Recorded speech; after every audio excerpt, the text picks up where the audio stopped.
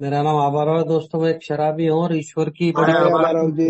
हाय आवाराव जी। हाय हाय, सबको नमस्कार। और दोस्तों, बड़ा कृतज्ञ हूँ आप सभी भाइयों का, क्योंकि आप लोगों ने ही मुझे वो प्रेम दिया, वो स्वीकार किया और मुझे मेरे लिए प्रार्थना की दोस्तों। और सबसे बड़ी बात है कि नवजीवन ग्रुप इंडिया का मैं बड़ा आभारी हूँ, कृतज्ञ हूँ कि उन्होंने मुझे इस लायक समझा कि मैं कुछ सेवा के काम में आ सकूं नए भाइयों के लिए। और आज का विषय भी बड़ा अच्छा है दोस्तों, कि जो हम नहीं कर सकते वो परमपिता ईश्वर कर सकते हैं। What we can not God can. तो सबसे बड़ी बात है दोस्तों, मेरा नाम आबारा और मैं एक शराबी हूँ और ईश्वर की बड़ी असीम कृपा है दोस्तों, और आप सभी भाइयों के आशीर्वाद, प्रेम और आपने जो जानकारी मुझे दी थी दोस्तों, यहाँ आने के बाद सबसे पहले आपने मेरा, मैं जैसा भी हूँ वैसा स्वीकार करके, सबसे पहले आपने मुझे इस चीज की जानकारी दी थी कि मैं एक बीमार व्यक्ति हूँ। किसी ने मुझे ये नहीं कहा कि तुम बीमार हो, लेकिन अल्कोहलिज्म नाम की ऐसी कोई बीमारी है, शराबियत जिसको हिंदी में कहते हैं, इसका मेडिकल साइंस के पास कोई भी इलाज नहीं। और आपने ये भी बताया था कि कम से कम 185-86 देशों में अल्कोहलिक्स अनोनिमस की संस्था काम करती है और तकरीबन तकरीबन 40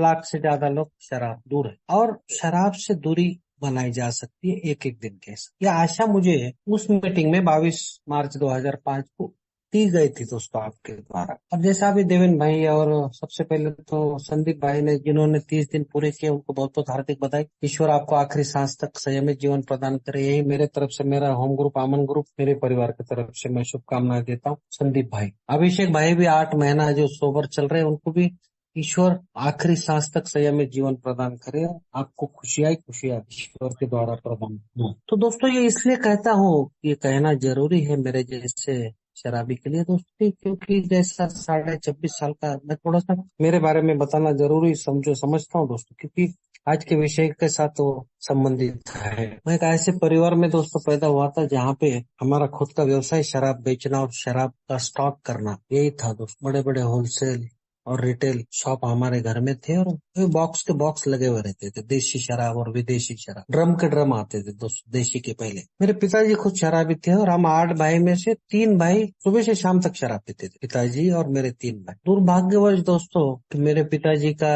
दिमाग में की नस फट गई, ब्रेन हैमरेज, और पहला एक साइड पैरालाइज हो गया, लकवा जिसको बोलते, फिर दूसरा साइड कोमा में चले गए, और उसके बाद ये लोग की यात्रा पे वो निकल गए। मेरे 2 भाई वो भी इसी तरह से, एक भाई तो पूरा आइसोलेट कर लिया था अपने आप को, 6 से 6 साल से ज्यादा वो बाहर की दुनिया से अलग ही था, कटी था, मतलब किसी ने उनको देखा ही नहीं। पैरों में पूरे ऐसा बड़े बड़े होल हो गए थे, और नारू बोलते हैं हमारे इधर, एक बड़ा लंबा सा तागा के जैसा एक कीड़ा रहता है, किसी पानी का दूषित पानी पीने से, अंदर जाने से बोलता है, होता है पता नहीं, लेकिन उनको वो हो गया था, और बड़े दुखी रहते थे 24 घंटा सब, किसी से मिलना नहीं। जो उनका भी देहावस ऐसा है। तीसरे भाई थे, उनका तो लिवर खराब हो गया था, बकेट भर के उल्टी किया था उन्होंने, खूब लिवर फट गया। तो सबका मैंने अपने आंखों के सामने देखा। और चौथा भाई अभी मेरे से 12 साल छोटा है, पुलिस इंस्पेक्टर है, 550 शुगर रहती, दोनों पैर में गैंग्रीन है। पुणे में एक कोई हॉस्पिटल है, वहां पे हर 3 दिन हॉस्पिटल में एडमिट होके पट्टी वट्टी ड्रेसिंग वेसिंग करके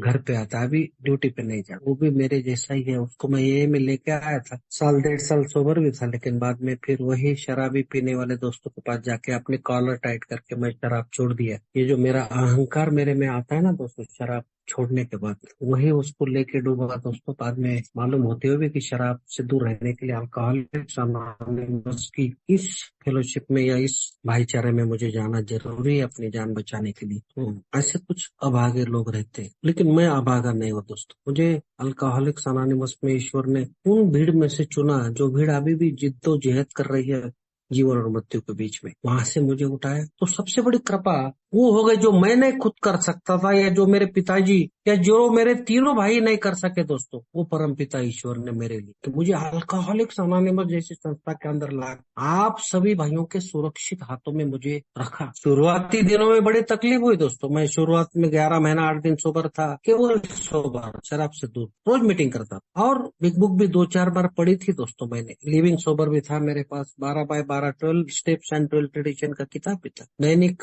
चिंतन जिसको हम डेली रिफ्लेक्शन बोलते हैं, वो भी था। कुछ समझ में नहीं आता, बड़ी बड़ी बातें डिंगले हाथता था मीटिंग में जाकर, हर एक कोने पे मैंने मुंबई में मीटिंग की। 11 महीना 8 दिन को थोड़ा 1 महीना कम था, 10 महीना 8 दिन मेरा ट्रांसफर हैदराबाद हो गया। यहाँ पे आया, मेरा इनिशियल स्पॉन्सर से मैंने बात की, तो उन्होंने बोला भाई वहाँ पे बहुत सा फेलोशिप है, बड़ा फेलोशिप है, अच्छे अच्छे सीनियर बांधव है। उस टाइम में यहाँ पे जो सबसे सीनियर व्यक्ति था वो 45 ईयर्स ओवर, और उनके पीछे पीछे 30-35 साल वाले ऐसे 2-4 लोग, 4-5 ग्रुप थे यहाँ पे। यहाँ आया दोस्तों, मीटिंग में जाने लगा। लेकिन मुंबई का जो मीटिंग का कल्चर है, यहाँ का जो कल्चर है, लैंग्वेज का भी तकलीफ हो रही थी दोस्तों, कुछ मजा नहीं आ रहा था। ना तो स्पॉन्सर लिया था, ना प्रोग्राम के बारे में कुछ मैंने इच्छा जाहिर की थी कि मुझे वो चाहिए जो आपके पास है। केवल dry drunk pink cloud stages में उड़ रहा, पैर जमीन पे थे ही नहीं। मुझे लग रहा था कि मैंने बहुत बड़ा युद्ध जीता है, मैंने बहुत बड़ा वार, और मेरा तो सम्मान होना चाहिए। और उसी आशा से मैं मेरे घर वालों की तरफ देखता था, कॉलर टाइट करके, ऑफिस में भी, मेरे रिश्तेदारों में भी, मेरे दोस्तों में भी, समाज के अंदर। अरे मैं तो अभी शराब छोड़ दी तो मेरा सम्मान होना चाहिए, रेड कारपेट डाल, ये भाव रहता था। और पता ही नहीं चला कब लुढ़का, 11 महीना देख चुका, 3.5 साल लगे। उसके बाद अल्कोहलिक्स अनोनिमस में आने के लिए फिर 17 जनवरी 2000। और तब तक यहाँ जो बताया जाता है ना कि उस पहले समय मेरे पास मेरी बीवी थी, मेरे बच्चे थे दोनों, मेरी माँ थी, मेरे भाई बहन सब कुछ थे, दोस्त थे अच्छे मेरे वेल विशर, जो चाहते थे कि मैं शराब छोड़ के अच्छा जीऊं। 2009 में जब ये आया दोस्तों, मेरे परिवार के साथ मेरे 3-4 बार डाइवर्स के लिए मीटिंग हो गई। डाइवर्स, सेपरेशन जिसको कहते, विभक्त होना। 20-25 लोग मेरे बीवी की तरफ से आते थे, मेरे तरफ से कोई नहीं। मेरे दोनों बेटे भी मेरे बीवी की तरफ से, बड़ा लड़का 19 साल का, छोटा 14। मेरी माँ, मेरे भाई बहन सब उसके थे। और मैं बड़ा नौटंकीबाज आदमी दोस्तों, कि मैं बोलता था मुझे कुछ समय दो। कितना समय? 26 साल से ऊपर, 26.5 साल का शराबी। और दोस्तों आखिर में हार गया दोस्त, शराब के सामने हार गया, स्थिति परिस्थिति के सामने हार गया। अभी जीवन बोझ लगने लगा, क्योंकि मैं मेरी मर्जी से ही चलाने का प्रयत्न कर रहा था अपने जीवन को। जैसा अभी देवेंद्र भाई ने बहुत अच्छा, ईश्वर मुझे बार बार वार्निंग दे रहा था कि अब ऐसा नहीं, हर चीज के लिए लोगों को स्ट्रगल करना पड़ता। मैंने तेरे को भर भर के सब कुछ, अच्छा परिवार दिया, जिन्होंने मेरी अच्छी देखभाल की, अच्छे संस्कार दिए, अच्छा एजुकेशन, नौकरी के लिए मुझे एक दिन भी वेट नहीं करना पड़ा, अच्छी नौकरी, केंद्र शासित सरकारी नौकरी, सेंट्रल गवर्नमेंट। उस टाइम में दोस्तों 5-6 डिजिट में मुझे सैलरी आती, पूरा देश, पूरा जग घुमाऊं दोस्तों मैं, ऐसी न अच्छी सुसंस्कारित बीवी जो मेरा ख्याल रखती है, मेरे खाने पीने का, मेरे कपड़ों का,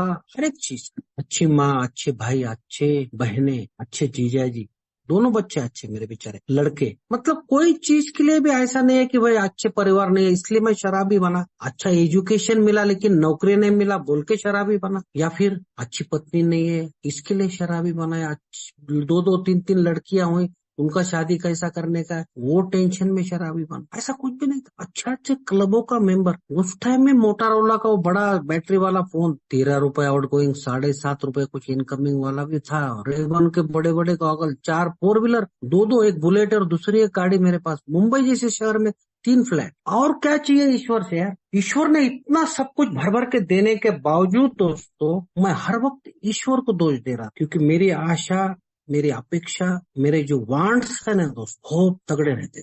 मेरे पैर जमीन पे थे ही नहीं। मैं चाहता था कि हर वो चीज मेरे पास हो, मटेरियलिस्टिक थिंग के पीछे भागता था। और ईश्वर मुझे बार बार बताता रहा कि तेरी जरूरत की चीजें मैं हर एक चीज दे रहा हूँ, बल्कि उससे ज्यादा, लेकिन वो संभालने की अक्कल तेरे पास नहीं। उसके लिए मेरे साथ तेरे रिश्ते संभाल करके रख, नहीं तो फिर विनाश तो अटल है। वार्निंग दे रहा था। 2-3 बार बड़े बड़े एक्सीडेंट करवाए। भगवती हॉस्पिटल में मेरा मेडिकल हुआ दोस्तों, उस दिन महाशिवरात्रि, शराब की दुकानें बंद थी, मैं ठाना गया था और वहां पे रोड पे एक्सीडेंट हो गया, और मेरा मेडिकल करने के लिए मुझे भगवती हॉस्पिटल मुंबई में लेके गए। मेरी पत्नी और मेरे बच्चे ढूंढ ढूंढते वहां पे आए रात में 3 बजे, और उन्होंने डॉक्टर के पैर पे अक्षरशः सर रखा, भीख मांगी कि मेरा आदमी, मेरा जो हस्बैंड है वो सरकारी नौकर है, अगर मेडिकल रिपोर्ट में ये पाया गया कि उसने शराब पी तो उसकी नौकरी जा सकती, फिर हमारा। ईश्वर ने वहीं पर भी मेरे ऊपर कृपा, डॉक्टर को मेरे ऊपर दया है, मेरे पत्नी और बच्चों को। उन्होंने शराब के नशे में धुत ही है, शराब का उसके अंदर कुछ ब्लड में अंश है बोल के नहीं लिखा। इस प्रकार से बहुत बार ईश्वर ने, मैं एक बार तो मॉर्चरी में पड़ा हुआ, मैं मोबाइल ड्रिंकर था दोस्तों, सुबह से शाम तक पीता था, और आखिरी में मेरे घर के आजू बाजू में कोई छोटी मोटी बियर बार वगैरह रहती थी, तो वहां पे मैं आखिरी में 1 क्वार्टर पीता था, 2 क्वार्टर पॉकेट में रख के मैं घर पे जाता था 11:30-12। और वहां पे भी उस दिन पता नहीं बियर बार में कोई गुंडे टाइप के लोग आए थे, मुझे पता नहीं, और वो मालिक के ओनर से झगड़ा कर रहे थे, तो मुझे कुछ जरूरत नहीं थी वो झगड़े में फिसाद में पड़ने की। मैं उसमें पड़ा, मैंने बेल्ट निकाला, मैं पुलिस का लाल कलर का बेल्ट पहनता था, मेरे जूते लाल रहते थे, ब्राउन कलर के मोजे रहते थे, पुलिस नाम लिखा हुआ रहता था बुलेट पे, मेरी कटिंग भी वैसा रहती थी, गॉगल वॉगल लगा के। मैंने बेल्ट से बहुत मारा वो तीनों को, और बाद में फिर वो लोग निकल गए, और मैं दोस्तों फिर वो क्वार्टर खत्म करके जैसा ही बाहर आया, बुलेट चालू करके मेन रोड पे हाईवे पे आया, तो जो जीआई पाइप रहते ना, मेटल के जो पाइप रहते जो प्लम्बिंग के लिए यूज होते, आधा इंच पौना इंच के बेंड के साथ,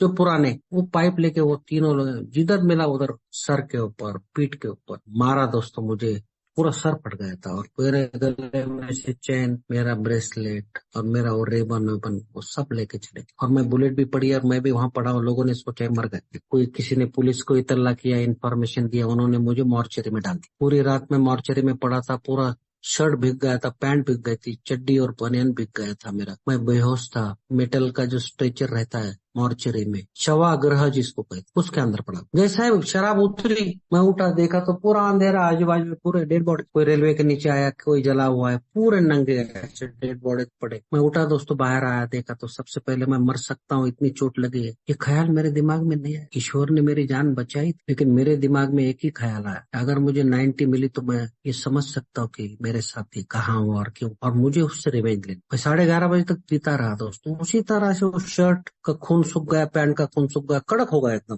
गंजी डालते ना शर्ट में। और उसी अवस्था में मेरे घर वाले मुझे ढूंढ रहे थे रात भर, बुलेट पड़ी हुई है, वहां खून पड़ा हुआ है। पुलिस स्टेशन में पता करने के बाद पता चला कि वो तो मॉर्चरी में पड़ा है। उधर मेरी बीवी मेरे दोनों बच्चों को चल के लेके आई 4 साढ़े 4 बजे, तो वहां पे मैं नहीं है। और फिर उन्होंने सबको फोन करना चालू किया, सब रिश्तेदार नाते संबंधी सब जमा हो गए, घर में रोना धोना, और पूरी व्यवस्था की गई मेरे लिए, लेकिन डेड बॉडी कहाँ है। और मैं दोस्तों चलते फिरते खाते पीते 11:30 बजे घर पे आए, तो देखा तो पूरा माहौल बना हुआ है मुझे लेके जाने के लिए। तो जैसा ही मुझे देखा तो ये बोला भूत आ गया सामने, लोगों ने गालियां देना चालू किया और निकल गए दोस्तों। मेरी बीवी बच्चे रोने लगे, फिर मेरा बीवी ने मेरा वो शर्ट और पैंट सीजर से कट करके निकाला, और मुझे नीला धुला के जब हॉस्पिटल में लेके गए तो दोस्तों 11 टाके पड़े मेरे साथ।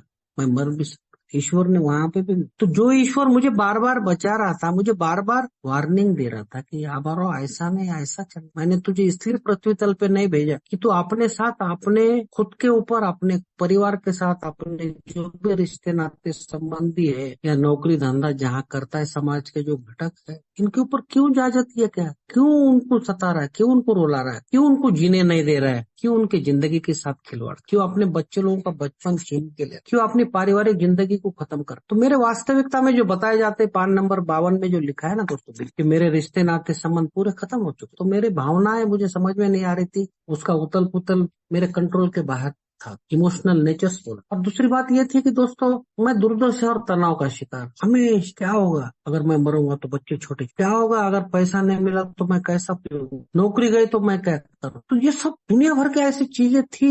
मुझे बहुत डर लगता था कि शराब के लिए पैसे कम नहीं गिरे, या लोगों ने मुझे जो स्वीकार करते हैं वो लोग मेरे से, मुझे घर के बाहर नहीं निकाले, मेरे परिवार छोड़ के चले नहीं जाए। बड़ी दुविधा में था दोस्तों, मैं डरों में था, मैं दुखी था। और मैं सबसे बड़ी बात है कि ये ऐसा क्यों हो रहा है समझ ही नहीं पा, और इसलिए मैं अपने लिए, अपने परिवार के लिए, अपने समाज के लिए, अपने एम्प्लॉयर जिसको मैं कहता हूँ, जो मालिक था मेरा कंपनी, उसके लिए उपयोगी साबित ही नहीं हो रहा था। ये मेरी अस्त व्यस्तता है। सबसे बड़ी बात थी कि इन्हीं के वजह से मैं बार बार शराब की दुकान में, तो जब तक इन समस्याओं से मैं छुटकारा नहीं पाता हूँ तब तक मेरी शराब नहीं छूटने वाली। ये तो पत्थर के ऊपर की लकीर। और मेरी सबसे बड़ी समस्या थी तो मैं ईश्वर को तो मानता था, लेकिन ईश्वर को समझता ही नहीं। सबसे बड़ी बात है ईश्वर को समझना। मैं मानता था क्योंकि मैं स्वार्थी था, मुझे जब भी जरूरत पड़ती थी हाथ जोड़ता। समझ उसकी अपरिमित शक्ति है, वो क्या कर सकता क्या नहीं। मेरे जीवन में अगर सुधार ला सकता है तो केवल परमपिता ईश्वर। मेरे मानसिकता में अगर संपूर्ण बदलाव ला सकता है परमपिता ईश्वर। मुझे आध्यात्मिक अनुभूति या आध्यात्मिक अनुभव अगर कोई दिला सकता है तो परमपिता ईश्वर। और मैं सोचता था मैं ही ईश्वर हूँ और मैं ही सब कुछ, और मैं हाथ पैर मारता था, रिजल्ट नील, जीरो। फिर लोगों को दोष देना, फिर लोगों के प्रगतियों में बाधा उत्पन्न कर। मेरा तो ग्राफ ऊपर से नीचे ही है, लेकिन लोगों को मैं ब्लेम करना, दुश्मनी, खुन्नस, गुस्सा, रिसेंटमेंट, जिलसी, ईर्ष्या और इतना आलस, तो कैसे होगी प्रगति दोस्तों। दुनिया भर का अहंकार। तो ये पूरा कार्यक्रम है दोस्तों अहंकार का खच्चीकरण, डिफ्लेशन ऑफ यू। और दूसरी भाषा में अगर हम कहेंगे तो जो मैं डिटैच हुआ था अपने आप से, परमपिता ईश्वर, अपने परिवार से, हर एक चीज। तो यहाँ मुझे पुनर्स्थापित करना है अपने आप। तो सबसे पहले मुझे मैं जैसा हूँ वैसा स्वीकार कर, मेरी बीमारी के साथ, मेरे चारित्रिक दोषों के साथ, मैं जैसा भी हूँ वैसा। जब तक मैं स्वीकार नहीं करूंगा तब तक नहीं चलेगा। तो स्वीकार भाव ही नहीं था मेरे। इसके लिए तो यहाँ बताया जाता है कि बीमारी इतनी खतरनाक है जो मुझे मानने नहीं देती कि मैं हतबल हूँ, शराबी हूँ, या शराब मेरी समस्या। मेरे जीवन में बहुत सी ऐसी चीजें हैं जिसको हम अस्त व्यस्तता, जिसके ऊपर मुझे मानने नहीं थी, क्योंकि वो बड़ा रिजर्वेशन मेरे दिमाग में कभी भी रहता था। मेरी दुनिया भर की पढ़ाई लिखाई, मेरा इंटेलेक्चुअल, जिसको हम बोलते सेल्फ रिलायंस, सेल्फ कॉन्फिडेंस, अति आत्मविश्वास, ये मानने नहीं दे। मैं शक्तिहीन हूँ, मैं पावरलेस हूँ। अगर शक्ति की कमी ही अगर मेरा प्रॉब्लम, तो मेरी टूटपूंजी या छोटी सी शक्ति के द्वारा मैं इस तरह से उन अस्त व्यस्तताओं का या मेरे जीवन में जो घटित हो रहा है उसका सामना कर सकता हूँ। शराब को तो किंग अल्कोहल बोला गया, क्योंकि बहुत से डॉक्टरों ने ऐसा कहा है। उसमें से हैरी टिबॉट बोल के एक मनोचिकित्सक है, वो भी कहते हैं कि सबसे पहले बाहरी सहायता लेने के लिए मैं ही अंतर्मन से तैयार नहीं रहता हूँ, मैं ही प्रतिकार करते रहता हूँ, नहीं चाहिए मुझे बाहर, मैं अपने बलबूते पे करूँ। और दूसरा मनोचिकित्सक है, वो क्या बोलता है कि नहीं भाई, अगर तुमको बाहरी सहायता अगर लेनी है, डब्ल्यू बेऊर नाम है, तो बोलता है कि हमारा ये कोई धर्म योद्धा नहीं है, या कोई वार फ्रंट पे हम लोग नहीं खड़े रहते, या हम कोई शराब या शराब की दुकान या शराब पीने वाले लोगों के विरुद्ध भी नहीं है। हम लोग ऐसी कोई सोसाइटी नहीं है हमारी अल्कोहलिक्स अनोनिमस की,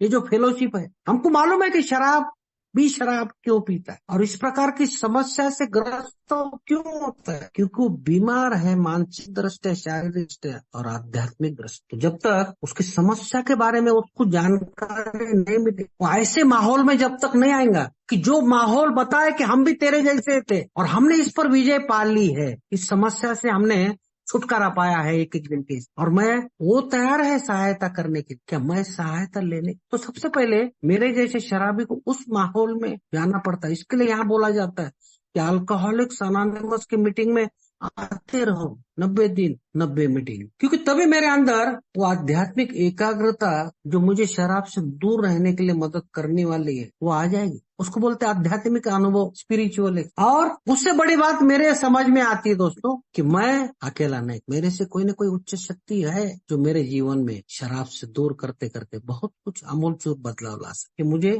ये जो फेलोशिप है अल्कोहलिक्स अनोनिमस, उसमें भी जो शक्ति है जिसको पावर ऑफ फेलोशिप, समूहों की शक्ति, तो वो शक्ति मेरे से जो बड़ी है, इसके लिए तो हम प्रार्थना करते, सामूहिक प्रार्थना, एक दूसरे हाथ में हाथ धर के, क्योंकि हमारे सबकी समस्या है। और उसके लिए वो 3 पर्टिनेंट आइडियाज हम बार बार अध्याय 5 में आखिरी में, जिसके बाद तीसरी पायरी चालू की, मुझे बार बार बताना पड़ता है कि मेरा नाम आबारावर, मैं एक शराबी हूँ और जीवन की कोई भी मानवीय शक्ति मुझे शराब से दूर नहीं कर सकती। लेकिन अगर मैं चाहूँ और मानने के लिए मैं तैयार हूँ कि कोई न कोई उच्च शक्ति है, बड़ी शक्ति है जो मुझे शराब से दूर करने में, मेरे God could and if he were sought, उसको ढूंढने का है पूरा कार्य, तो कहाँ मिलेगा मुझे, वो किधर और नहीं है बोलता है दोस्त, वो मेरे अंदर ही, मेरे अंतरात्मा। इसके लिए तो बार बार मुझे वो बचा रहा था। मैंने अभी जैसे 2 अनुभव दिए, उसके अलावा 2 में और सामाजिक दृष्टि बाहर अपने निजी जीवन में भी ऐसे कुछ अनुभव होते जिसको हम चमत्कार कहते हैं, ईश्वर का चमत्कार, वो भी बताऊंगा। तो वो बोलते हैं डब्ल्यू बेऊर कि एक महान शक्ति पर निर्भर रहते हुए और दूसरे शराबियों के साथ अपने कार्यों को स्वयं को समर्पित करते हुए अगर हम कुछ कार्य करते हैं ना, तो हम एक दिन के हिसाब से शराब से दूर रह, और फिर कुछ घंटे निकल जाते हैं दोस्तों इस प्रक्रिया, फिर दिन निकल जाता है, फिर दिन के हफ्ते होते, हफ्ते के महीने और महीने के साथ, ऐसा डॉक्टर डब्ल्यू बेऊर बताते हैं। तो उसके लिए जरूरी है स्पिरिचुअल एक्सपीरियंस, आध्यात्मिक अनुभव। वो कहाँ से वो मिलेगा? अनुभव सुनने से। तो यहाँ मैं आता हूँ, अपना भाई कोई भी अपना अनुभव बताता है कि मैं कैसा था, इसके लिए यहाँ बताया जाता है कि हमें क्या शेयर करना है, अनुभव, शक्ति और आशा, एक्सपीरियंस। किस चीज का एक्सपीरियंस? अल्कोहलिक्स अनोनिमस में आने के पहले शारीरिक दृष्टया, मानसिक दृष्टया, कौटुंबिक दृष्टया, आर्थिक दृष्टया, सामाजिक दृष्टया और आध्यात्मिक दृष्टया में, और किस तरह से मुझे अल्कोहलिक्स अनोनिमस जैसी संस्था का मैसेज मिला, और यहाँ आने के बाद मुझे क्या हो, मेरे साथ क्या हो, तो मुझे जानकारी मिली एक बीमारी जिससे मैं अनभिज्ञ था, इसका सोल्यूशन मुझे मालूम, वो सोल्यूशन यहाँ बताया गया। तो ये जो किताब है अल्कोहलिक्स अनोनिमस की, ये हमारे लिए बोलता है बेसिक टेक्स्ट। ये किस प्रकार का टेक्स्ट है? तो बोलता है हमारी बीमारी इतनी गहरी रहती है हमारे शरीर के अंदर, इतनी डीप डाउन टू द, बोलता है हमारा अंतरात्मा में घुसी हुई, कि बोलता है वहां तक पहुंचने के लिए एक चीज को बारीकी से छोटे छोटे पॉइंट के द्वारा जोड़ा जाता है। तो इसके लिए इसको एजुकेशनल वैरायटी के रूप में लिया, इसको शैक्षणिक रूप से हम लेते। इसके लिए ये बोलता है कि ये स्पिरिचुअल किंडरगार्टन, आध्यात्मिक ईश्वर, क्योंकि ईश्वर को जानने का है तो मुझे सबसे पहले मेरी हतबलता मानने का, और वही मेरा पहला पाउल रहता है, पहला कदम रहता है ईश्वर की तरफ बढ़ने। जिस दिन मैंने मान लिया कि मैं हतबल हूँ, शक्तिहीन हूँ, उसी वक्त मैं दूसरा कदम पे जा सकता हूँ कि मेरे से कोई न कोई बड़ी शक्ति मुझे इस समस्या से बाहर निकाल सकता है। तभी तो मेरे अंदर वो शक्ति का स्तोत्र जो मुझे उभार सकता है, मुझे बाहर निकाल सकता है, तीसरा कदम की तरफ जाने के लिए आवश्यक है। तो ये मेरा जो ईश्वर है, या जो हम नहीं कर सकते, परमपिता ईश्वर हमारे लिए वो सब कर रहे हैं। ये बताने के लिए एक छोटे से दो अनुभव दूंगा। एक बहुत 18, 19, 20 साल का लड़का रहता है जो मानसिक दृष्टि परिपक्व नहीं रहता, हम उसको मेंटली डिसेबल्ड, मुंह में से लार टपकते रहती है, उनके माँ बाप विवश रहते, क्या करने का है भाई, बच्चा तो ऐसा पैदा होगा, अब उसको तो छोड़ भी नहीं सकते कहाँ, तो उसको तो प्रेम देना ही पड़ेगा, 24 घंटा उसके साथ रहना पड़ेगा। और उसको ये एहसास भी नहीं होना चाहिए कि हम उसको नफरत करते हैं उसके पैदाइश की, तो उसको प्रेम भी देने का, उसको बर्दाश्त भी करने का एक एसिड टेस्ट के जैसा रहता है, बहुत कठिन रहता है। जो माँ बाप ऐसे रहते हैं उनसे पूछो आप कभी, तो ऐसा एक बच्चा जो 18, 19 साल का है, जिसके मुंह में से हमेशा लार टपकती है, उसका शरीर तो बढ़ गया, मानसिक दृष्टया उसका विकास नहीं हो, कुछ भी छोटे बच्चे के जैसा बात करते रहे। उसकी माँ बड़ी परेशान, ये डॉक्टर वो डॉक्टर, जितना भी पैसा था उसके पास, बेचारी के पास पति नहीं थे, वो उसको ये डॉक्टर वो डॉक्टर शहर में लेके गए, और बड़े शहर में गोलियां चालू है, सब कुछ है, लेकिन कुछ भी सहायता नहीं मिली। तभी उसके सामने ऐसा कोई आर्टिकल आ गया है किसी न्यूज़पेपर में या किसी मैगजीन में, ऐसा एक डॉक्टर है जो बहुत ओल्ड है, 80-85 साल का उम्र, और जो सेवा के काम में है और ऐसे लोगों की मदद करता है। तो बेचारे वहां गए, और एकदम आरएमपी डॉक्टर के जैसा, गांव में रहता है ना, खेड़े गांव, वैसा कोई डॉक्टर है, उसके पास ज्यादा पेशेंट की लाइन भी नहीं है, कोई टोकन नहीं है, कोई नंबर नहीं है, कोई फीस नहीं, लेके गए। तो इसको भरोसा ही नहीं हुआ कि क्या ये बड़े बड़े डॉक्टर के पास मैं लेके गए दिल्ली जैसा शहर में, तो वो उन्होंने कुछ नहीं किया, तो ये क्या करे। और जैसा ही अंदर लेके गए, उसने बताया ये बच्चा है मेरा 18-19 साल का, ऐसे ऐसी स्थिति है, और मैं बड़ी चिंताग्रस्त रहती हूँ उसके बारे में, उसका क्या होगा आगे चल, जब तक मैं हूँ, मेरे हाथ पैर चल रहे, मैं कर रही हूँ, बाद में क्या। तो डॉक्टर बोलता है कि चिंता मत करो, उस परमपिता ईश्वर पे भरोसा रखो। बोलते कौन सा ईश्वर, जो ईश्वर ने ऐसी संतान मेरे पेट में डाली, मेरा कोई भरोसा नहीं हो। तो डॉक्टर बोलता है देखो कि मेडिकल साइंस तो ऐसा चीजों में बहुत कमजोर है, कुछ नहीं कर सकता, क्योंकि ये बोलता है ये पैदाइशी डिफेक्ट है, ये तो हमारे जैसा शराबियों का भी वैसा डिफेक्ट कि हमारी सोच, हमारी थिंकिंग, हमारी मानसिकता एक्सट्रीम रही। या तो हम कुछ करते हैं तो बहुत कुछ करते हैं, या फिर कुछ करते हैं, हमारा जो मूड स्विंग्स रहता है, हमारा इमोशंस, हमारे जो सोच रहती है ना दोस्तों, ऐसा पेंडुलम के जैसा इधर से उधर ही घूमते रहते, स्थिर कभी नहीं रहे। और इसके लिए हम बेचैन बेचैन बेचैन, चिड़चिड़े चिड़चिड़े चिड़चिड़े। तो उसको अगर स्थिर करने का है, तो स्थिरता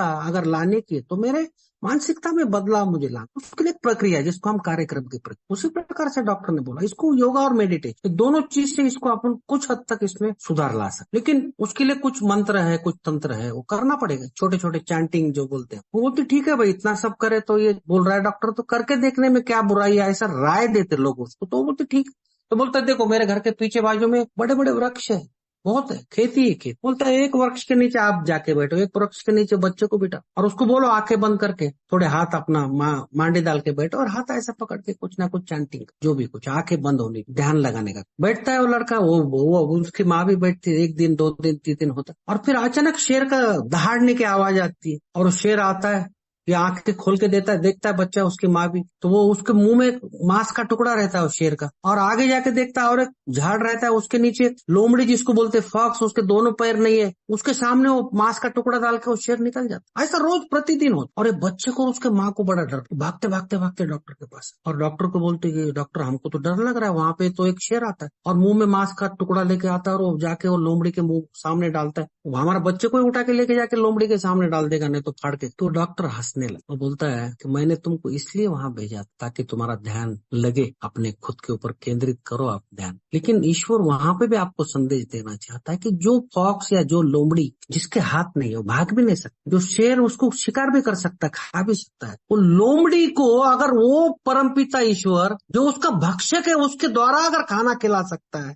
उसका जीवन चला सकता है, तो क्या तुम्हारे बच्चों को वो परमपिता ईश्वर अच्छा नहीं कर सकता? तभी जाके वो बेचारे के दिमाग में बिजली जैसी कहूँ, अरे ये चीज मेरे समझ, ईश्वर हमें कुछ संदेश देना। तो ये ऐसी चीजें जो है ये प्रैक्टिकलिटी में बाहर घटती रहती है, हम पढ़ते रहते, सुनते रहते, देखते रहते। दूसरा बात है, डॉक्टर मांडके बोल के मुंबई में एक बहुत बड़े हार्ट के चिकित्सक थे, मतलब हार्ट की सर्जरी बहुत कुछ की उन्होंने। बाला साहेब ठाकरे जी है जो शिवसेना के जो संस्थापक सदस्य थे, उनका भी हार्ट का ऑपरेशन उन्होंने किया। बड़ा हॉस्पिटल है उनका, डॉक्टर मांडके का हार्ट का हॉस्पिटल मुंबई में। तो वो बड़े बड़े मेडिकल कॉलेजेस उनको बुलाते थे फाइनल ईयर स्टूडेंट को मार्गदर्शन करने के लिए। तो पुणे में इनको बुलाया गया था और एक डेट फिक्स की गई थी और इनको टिकट विकेट प्लेन का भेज दिया गया था कि तुम इस दिन आ जाओ। तो ये जब निकले घर से तो वातावरण एकदम शांत, कोई बादल नहीं है, कुछ भी नहीं है, बारिश की सुतराम संभावना भी नहीं थी। एयरपोर्ट पे आ गए तो पता चला कि वेदर एकदम खराब हो गया है, विजिबिलिटी पुअर हो गई है और जितने भी हवाई जहाज है अनियमित काल के लिए स्थगित कर। तो इनको तो जाना जरूरी था, कमिटमेंट था। ड्राइवर को इन्होंने पूछा कि भाई कुछ कर सकते क्या? तो वो ड्राइवर ने बोला हाँ बाय रोड जा सकते, पूना कुछ ज्यादा दूर भी नहीं है। तो चलो मैं निकालता बोल के उसने गाड़ी निकाला, हाईवे पे लग गए, नवी मुंबई क्रॉस करके थोड़ा आगे गए तो एक जगह पे कोई आगरा का गोवा साइड में जाने का कोई रोड, एक साइड सीधा जाता है पनवेल साइड में किधर तो, और वहां पे एक झाड़ के पास जैसा ये लोग जाते तो बड़े बड़े कड़कड़ कड़कड़ आवाज आ रही है, बिजलियां कड़क रही है, बहुत जोर से बारिश स्टार्ट होती, हवा भी चल रही है। ड्राइवर बोला सामने का कुछ दिख ही नहीं सक रहा है, हम लोग कुछ देर के लिए यहाँ रुकेंगे। एक झाड़ के बाजू में खड़ा रहते तो बाजू में आके एक औरत वो ग्लास को ऐसा टिक टिक टिक टिक बजाती है, बोलती कि देखो, वो कांच नीचे करता है। ड्राइवर बोलता क्या होगा, जाओ जाओ जाओ। उसको लगा कि कोई भिखारी है, कोई भीख मांगे। वो बोलती नहीं देखो मेरा बाजू में झोपड़ी है, बहुत बाहर बिजलियां कड़क रही है, बारिश भी बहुत जोर से हो रही है, बिजली ऐसा झाड़ों पे गिरती है, तो आप मेरे वो घर में झोपड़ी में थोड़ा विश्राम कीजिए जब तक बारिश चल रही है, बाद में निकल जाइए। तो वो डॉक्टर बोलते नहीं नहीं नहीं हम ठीक है, हम ठीक। वो इतना बड़ा डॉक्टर, इतना बड़ा बांद्रा जैसा एरिया में, खार जैसा एरिया में रहने वाला। तो ड्राइवर बोलता नहीं साहब, वो औरत बराबर बोल रही बिजली गिरती है झाड़ों पे, आप वहां पे रुको। डॉक्टर उतर के नीचे जाता है, फिर वो औरत वो जो गांव में जवारी गेहूं वगैरह रखते हैं ना, गनी बैग जिसको बोलते थैला, वो नीचे डालती है डॉक्टर को बैठने के लिए, बोलती है डॉक्टर कुछ बैठता नहीं, ठीक है ठीक है। और वो बेचारे अंदर जाती है पानी लाने के लिए, तो एक दो ऐसा झूला के जैसा एक रहता है, उसमें कपड़ा बांधा हुआ रहता है, उसमें कोई बच्चा है सोया हुआ है, उसको हाथ लगा के झूला देती है, अंदर जाती पानी लाके वो डॉक्टर को देती है, फिर वो वापस लोटा लेके जा रही है तो फिर उसको झूला देती है, फिर चाय रखती है, फिर झूला देती है। 4-5 बार ऐसा ही झूला दे के आ रही, झूला दे के जा रही है। डॉक्टर परेशान, वो बोलता है वो बच्चा सोया हुआ है, तुम उसको बार बार जाके क्यों झूला दे रही है जबकि वो रो रहा भी नहीं है? वो बोलती नहीं डॉक्टर साहब मैं ये देख रही हूँ कि वो जीवित है कि क्या होगा। तो बोलता है पता नहीं, वो बहुत बीमार रहता है। बाजू के डॉक्टर के पास लग गए तो उन्होंने बोला कि उसके हृदय में होल है। तो हम गरीब आदमी क्या कर सकते हैं, अभी जब तक जीवित है तब तक देख रहे हैं कि वो जीवित है कि नहीं। इसके लिए ईश्वर का हर बार प्रार्थना करते हुए उसको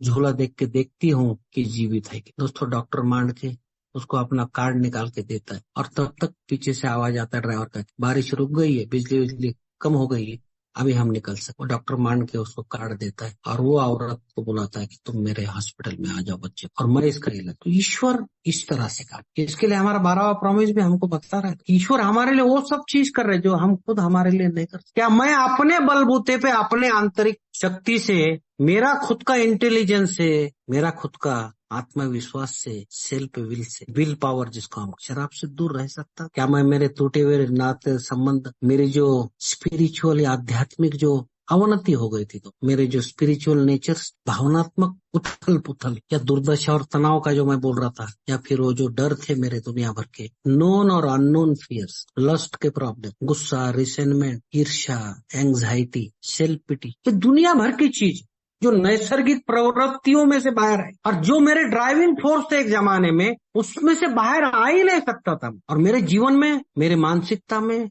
संपूर्ण बदलाव ला ही नहीं सकता। मैंने सोच लिया था, मैंने समझ लिया था कि अभी मैं मरूंगा तो शराबी की मौत ही, जैसा मेरा भाई मरा, दोनों भाई, तीसरा भाई मरने वाला मेरे पिताजी जैसे, मैं भी उसी रहा। मेरे जीवन में कुछ भी आशा का किरण, तो ईश्वर ने वो काम किया दोस्तों कि जो मैं नहीं कर सकता था, मुझे अल्कोहलिक्स अनोनिमस में आके एक झटका दिया, और उसके बाद दोस्तों 17 जनवरी 2009 और आज है दोस्तों 10 अगस्त 2024, कल मेरा शादी का सालगिरह है, 35 साल हो जाएंगे। उसी पत्नी के साथ, उसी बच्चों के साथ मैं पिछले 16 साल से रह रहा हूँ बगैर शराब, और मेरे जीवन में खुशी है खुशी। जो बच्चे 19 साल और 14 साल, आज बड़ा लड़का पायलट है दोस्त, छोटा लड़का बीटेक करके MBA, बोलते पापा तुमको जो करने की इच्छा होती है वो करो। ए में जाने का है, कन्वेंशन में जाने का है, और किधर जाने का है, क्या चाहिए खाली, लेकिन आराम। तुमने बहुत त्याग किया, बहुत सैक्रिफाइस, बहुत परिश्रम किया। जो बच्चे मेरा सूरत देखने के लिए इतनी नफरत रहती थी, इतना रिसेंटमेंट रहता था उनके दिमाग, मैं आया तो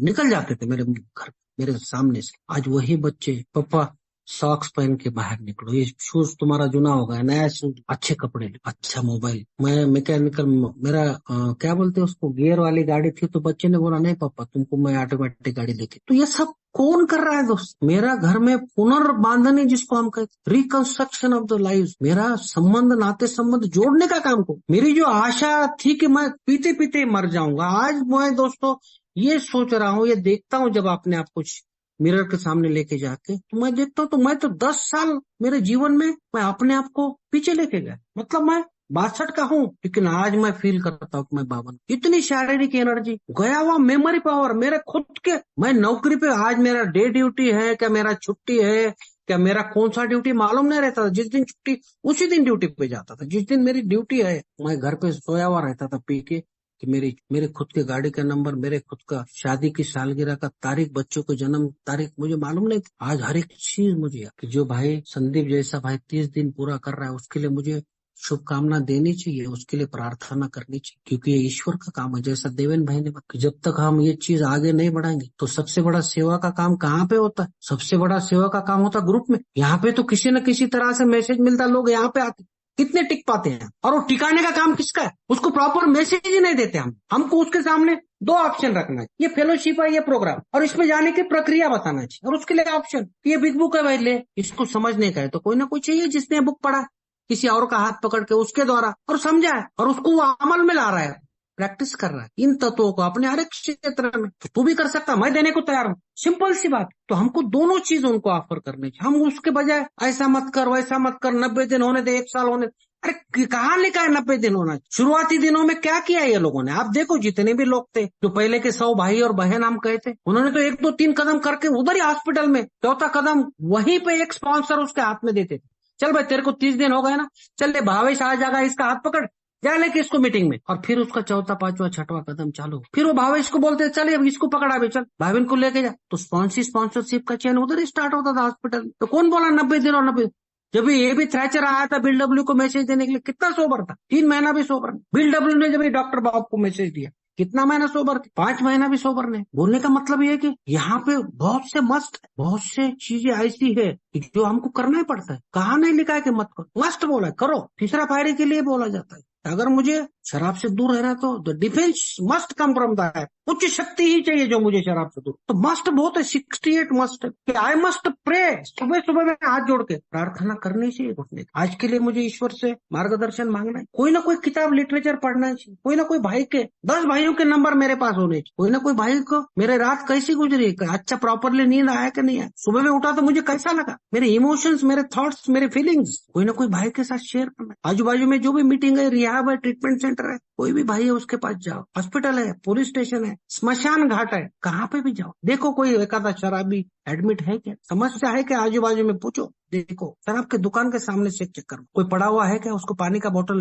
दो, पिलाओ, उसका मुंह पोछ, उसके पॉकेट में डाल दो एक आधा कार्ड अल्कोहलिक सारा। सब मुझे करना पड़ेगा मेरी जान, और मैं करता हूँ दोस्त। और करने से मुझे क्या मिलता है? एक एश्योरेंस, एक इंश्योरेंस। मैं अपना खुद का संयमी जीवन का, मैं एक एक दिन के हिसाब से ईश्वर से एश्योरेंस लेता हूँ कि हाँ भाई आपने मेरी जान तो बचाई, लेकिन आज भी ऐसे बहुत से हजारों लाखों करोड़ों लोग हैं जिनको मालूम नहीं अल्कोहलिक्स अनोनिमस का मैसेज मिलेगा या नहीं भी मिलेगा, उनकी जान बचेगी या नहीं बचेगी, या फिर ऐसे मर जाएंगे। तो वहां तक मुझे पहुंचने के लिए मुझे कुछ ना कुछ करना चाहिए। तो मेरी मानसिक दृष्टि मुझे अपने आप को तैयार करना पड़ता है। हे ईश्वर, मैं तैयार हूँ कि 24 घंटे में आपने जो मेरी जान बचा, आपका हर एक काम जो भी हो। देवेंद्र भाई बहुत अच्छा बात कर, टाइम, टैलेंट और ट्रेजर की बात करते थे। 3 शराब पीने के लिए मैं जितना समय बर्बाद करता उतना समय यहाँ बच रहा है, तो क्या मैं वही समय, मैंने देखा है देवेंद्र भाई का डेडिकेशन और समर्पण भाव, आदिवासी इलाकों में जा जाके एक एक परिवार का एक एक सदस्य को पकड़ के अल्कोहलिक्स अनोनिमस में लाना, बहुत कम लोग रहते हैं दोस्तों ऐसा सेवा के भाव में अपने आप को समर्पित कर पाते। और ईश्वर उनके द्वारा ही अल्कोहलिक्स अनोनिमस की संस्था को आगे लेके जा रहे हैं। बहुत से ऐसे जो अनामिक रहते, अननोन रहते, पता ही नहीं चलता, ये लोग पर्दे के पीछे काम करते रहते और मालूम भी नहीं चलता, लेकिन मैसेज तो जा रहा है, पहुंच रहा है, लोग संयमित भी हो रहे, और उसके ऊपर ईश्वर की कृपा होती, दया होती, उनके जीवन में खुशियां आती हर एक,